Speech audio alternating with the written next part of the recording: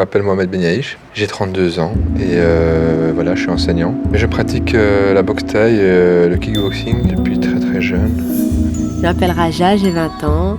Je fais des études pour devenir institutrice maternelle et je suis l'une des responsables du projet Kaiser Street.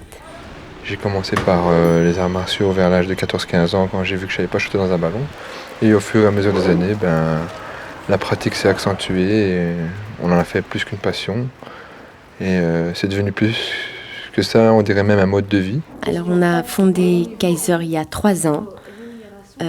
Rizlen, moi et Nasma, on était de proches amis. C'est un projet qui vise l'intégration des jeunes filles dans des milieux fréquentés majoritairement par les garçons, comme les maisons de jeunes. Et notre activité principale, ce sont des cours de boxe thaïlandaise. Ce sport-là s'est démocratisé, à savoir que monsieur et madame tout le monde le pratiquent. Donc on a de plus en plus de femmes qui le pratiquent. Mais quand je dis monsieur et madame tout le monde, ça veut dire des employés de banque, des médecins, des kinés, des étudiants, des ouvriers, un peu de tout. Et donc c'est ça qui est bien, justement, ça permet d'ouvrir la discipline, de donner une image un peu plus valorisante. On a choisi ce sport car le grand public considère que c'est une pratique masculine et on voulait bousculer les clichés en prouvant qu'on était aussi capable que les hommes de pratiquer ce sport. C'est un sport dur, c'est un sport assez où il faut vraiment se dépasser parce qu'on est seul sur un ring. Et je pense que si les femmes pratiquent ce genre de sport, ça la mettra dans des situations qui peuvent se refléter dans la vie courante. C'est une discipline, il y a des règles, il y a certaines choses à respecter. On est vraiment là pour se défouler, pour extérioriser ce qui ne va pas. La vie est simple pour personne, donc je pense qu'on a tous besoin de souffler un bon coup et chacun sa manière. Et nous, c'est avec la boxe. Et généralement, les boxeurs sont non-violents.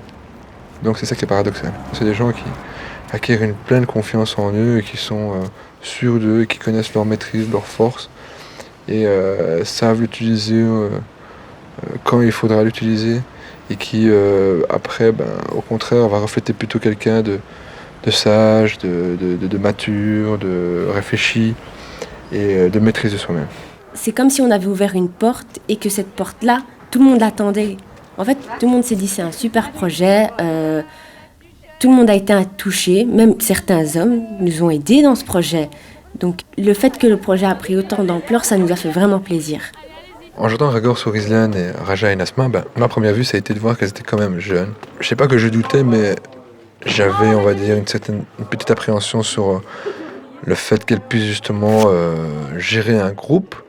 Mais bon, c'est en mettant en place le groupe qu'on peut responsabiliser les personnes. On a rencontré Mohamed l'année passée, suite à la perte de notre ancienne salle. Il nous a aidés au niveau de la salle, car il nous la prête gratuitement, et aussi au niveau de ces jeunes, car c'était un club de boxe masculin. Et il nous a vraiment introduits, il nous a mis à l'aise, il nous a permis de nous faire accepter par les autres. Maintenant, les filles sont complètement intégrées, on va dire, à la structure du club.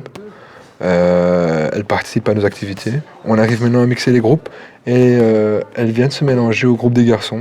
Pour nous, ça nous prouve que les hommes sont pas tous pareils, qu'il y en a certains qui sont très ouverts, qui sont là pour nous aider et qui sont entre guillemets de notre côté, qui pensent un peu comme nous, qui veulent l'égalité homme-femme. Et Mohamed, ça a été vraiment un tremplin, il nous a vraiment beaucoup aidés.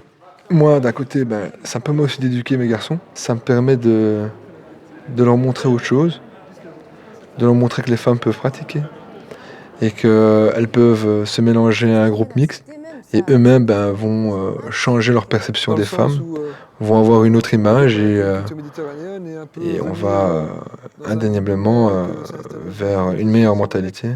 Moi, j'espère en tout cas être plus tard une femme autonome. J'espère vivre dans un Bruxelles où les femmes et les hommes seront égaux et vivre sans discrimination. Le fait que vous soyez venu à ma rencontre, ça m'a permis justement de voir qu'il y avait des filles entrepreneurs dans les quartiers. Ça faisait plaisir parce que des filles justement qui se prennent en charge au niveau des projets, ça fait plaisir et ça donne envie d'aider. Et donc quand on vient justement proposer des choses comme ça, on ne peut que tendre la main, quoi. En tout cas, pour nous, le projet, ça a été que du positif. Ton aide ton soutien, ça nous a permis de voir que les hommes aussi voulaient l'égalité, aussi voulaient la mixité, que vous n'êtes pas au-dessus de nous, comme on n'est pas au-dessus de vous, et qu'on est tous égaux. Donc ça nous pousse vraiment à continuer notre projet et à nous battre pour nos opinions.